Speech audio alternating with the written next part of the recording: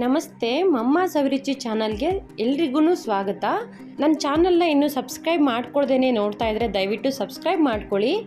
ನನ್ನ ವಿಡಿಯೋನ ಕೊನೆ ತನಕ ನೋಡಿ, ಇಷ್ಟ ಆದರೆ ಲೈಕ್ ಮಾಡಿ, ಫ್ರೆಂಡ್ಸು ಫ್ಯಾಮಿಲಿಯೊಂದಿಗೆ ಶೇರ್ ಮಾಡಿ. ಕೆಲವೊಂದು ಸಲ ನಾವು ಹಾಲನ್ನು ತಂದು ಕಾಯಿಸೋದಕ್ಕೆ ಇಟ್ಟಾಗ ಪಾತ್ರೆ ಕಾರಣದಿಂದನೋ ಅಥವಾ ಹಾಲು ಡೆಡ್ ಬಾರ್ ಆಗಿರುತ್ತೆ ಅಥವಾ ಯಾವುದೇ ಒಂದು ಮಿಸ್ಟೇಕಿಂದನೂ ಹಾಲು ಒಡೆದೋಗುತ್ತೆ ಅಲ್ವಾ. ಆವಾಗ ಅಂಥ ಹಾಲನ್ನು ನಾವು ಹಾಳು ಮಾಡ್ದೇನೆ ಅದರಿಂದನೂ ಒಂದು ರೆಸಿಪಿನ ಮಾಡೋಣ. ದುಡ್ಡು ಕೊಟ್ಟು ತಂದಿರೋ ಹಾಲಲ್ವಾ, ಅದರಿಂದ ಸುಮ್ಮನೆ ಯಾಕೆ ವೇಸ್ಟ್ ಮಾಡೋದು, ಅದರಿಂದ ಕೂಡ ಒಂದು ಒಳ್ಳೆ ರೆಸಿಪಿನ ಮಾಡಿಕೊಂಡು ತಿನ್ಬೋದು. ಹೇಗೆ ಮಾಡೋದು, ಏನು ಮಾಡ್ತಾಯಿದ್ದೀವಿ ಅಂತ ನೋಡೋಣ. ಇವಾಗ ಈ ಹಾಲನ್ನು ನಾನು ಒಂದು 10 ನಿಮಿಷ ಹಾಗೆಯೇ ಕುದಿಯೋದಕ್ಕೆ ಬಿಡ್ತೀನಿ. ನಂತರ ಈ ರೀತಿ ಕೋವಾ ರೆಡಿ ಆಗುತ್ತೆ. ನೀರು ಸಪ್ರೇಟು ಕೋವಾ ಸಪ್ರೇಟು ಆಗೋವರೆಗೂ ಕುದಿಸ್ಕೊಳ್ಳಿ. ಈ ಹಾಲು ಒಡೆದೋಗಿರುತ್ತೆ, ಹಾಗಂತ ಕೆಟ್ಟೋಗಿರೋದಿಲ್ಲ.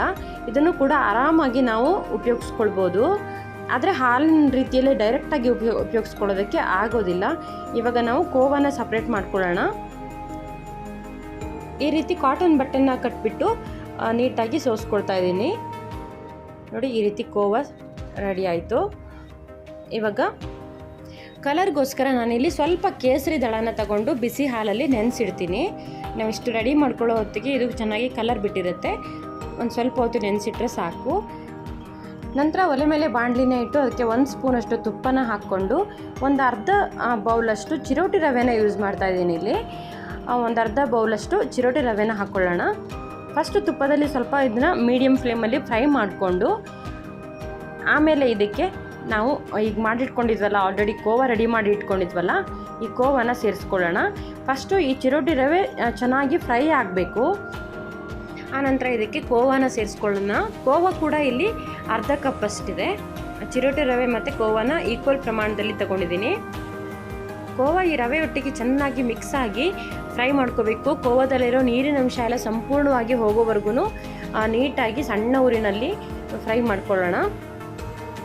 ನೋಡಿ, ಇಷ್ಟು ತರಿ ಆಗೋವರೆಗೂ ಫ್ರೈ ಮಾಡ್ಕೋಬೇಕು. ಇವಾಗ ಕೋವದಲ್ಲಿರೋ ನೀರಿನ ಅಂಶ ಸಂಪೂರ್ಣವಾಗಿ ಆರಿದೆ. ಇಷ್ಟು ಫ್ರೈ ಆದರೆ ಸಾಕು. ಇವಾಗ ಇದಕ್ಕೆ ನಾನು ಹಾಲನ್ನು ಸೇರಿಸ್ತಾ ಇದ್ದೀನಿ.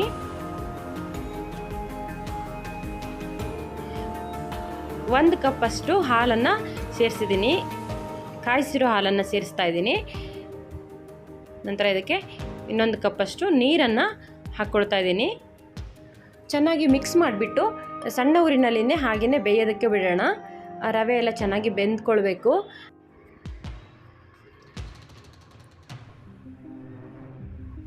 ಇವಾಗ ಆಲ್ಮೋಸ್ಟು ಚೆನ್ನಾಗಿ ಬೆಂದಿದೆ. ಇವಾಗ ನಾವು ಕೇಸರಿನ ಮಿಕ್ಸ್ ಮಾಡಿಟ್ಟಿದ್ವಲ್ಲ ಹಾಲು, ಇದನ್ನು ಕೂಡ ಇವಾಗ ಸೇರಿಸೋಣ. ನೀವು ಬೇಕಂದರೆ ಫುಡ್ ಕಲರ್ನೂ ಸೇರಿಸ್ಬೋದು. ಫುಡ್ ಕಲರ್ ಅವಾಯ್ಡ್ ಮಾಡಬೇಕು ಅಂತಂದರೆ ಈ ಕೇಸರಿನ ಸೇರಿಸ್ಕೊಳ್ಳಿ. 1-2 ನಿಮಿಷ ಹಾಗೆಯೇ ಬೇಯಿಸ್ಕೊಂಡ್ರೆ ಸ್ವಲ್ಪ ಇದು ಗಟ್ಟಿಯಾಗ್ತಾ ಬರುತ್ತೆ. ಆನಂತರ ಇದಕ್ಕೆ ನಾನಿಲ್ಲಿ ಒಂದು ಅರ್ಧ ಕಪ್ಪಷ್ಟು ಸಕ್ಕರೆನ ಹಾಕ್ಕೊಳ್ತಾ ಇದ್ದೀನಿ. ಅರ್ಧ ಕಪ್ಪು ಚಿರೋಟಿ ರವೆ, ಅರ್ಧ ಕಪ್ಪು ಕೋವಾ ಮತ್ತು ಅರ್ಧ ಕಪ್ಪಷ್ಟು ಸಕ್ಕರೆನ ತಗೊಳ್ತಾ ಇದ್ದೀನಿ. ಇಷ್ಟೇ ಸ್ವೀಟ್ ಸಾಕಾಗುತ್ತೆ. ನಿಮಗೆ ಸ್ವೀಟಿನ ಜಾಸ್ತಿ ಬೇಕು ಅಂತಿದ್ರೆ ಇನ್ನೂ ಸ್ವಲ್ಪ ಜಾಸ್ತಿ ಸೇರಿಸ್ಕೊಳ್ಬೋದು. ಇದಕ್ಕೆ ಬೇಕಾದರೆ ನೀವು ಇವಾಗ ಮಿಲ್ಕ್ ಪೌಡ್ರು ಅಥವಾ ಬಾದಾಮ್ ಪೌಡ್ರನ್ನ ಸೇರಿಸ್ಕೊಳ್ಬೋದು.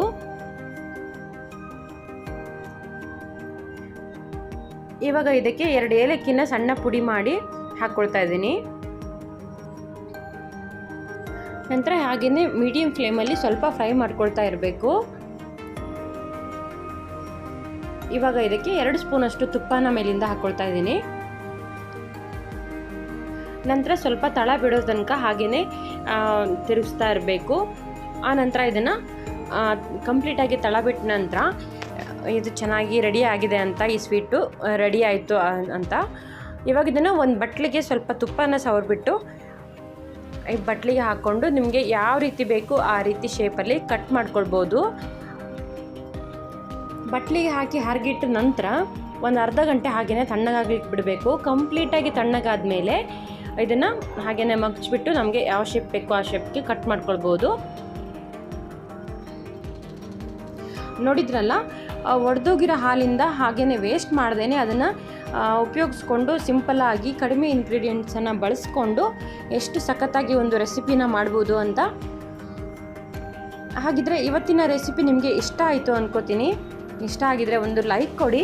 ನನ್ನ ಚಾನಲನ್ನು ಯಾರೆಲ್ಲ ಇನ್ನೂ ಸಬ್ಸ್ಕ್ರೈಬ್ ಮಾಡ್ಕೊಂಡಿಲ್ಲ ಅವರು ದಯವಿಟ್ಟು ಸಬ್ಸ್ಕ್ರೈಬ್ ಮಾಡಿಕೊಂಡು ವಿಡಿಯೋನ ನೋಡಿ. ನಿಮಗೆ ವಿಡಿಯೋ ಇಷ್ಟ ಆಗಿದ್ದರೆ ಲೈಕ್ ಮಾಡಿ, ಏನಾದರೂ ಅನಿಸಿಕೆಗಳಿದ್ದರೆ ನನಗೆ ಕಮೆಂಟ್ ಮಾಡಿ. ಹಾಗೆಯೇ ಫ್ರೆಂಡ್ಸು ಫ್ಯಾಮಿಲಿಯೊಂದಿಗೆ ಶೇರ್ ಮಾಡಿ.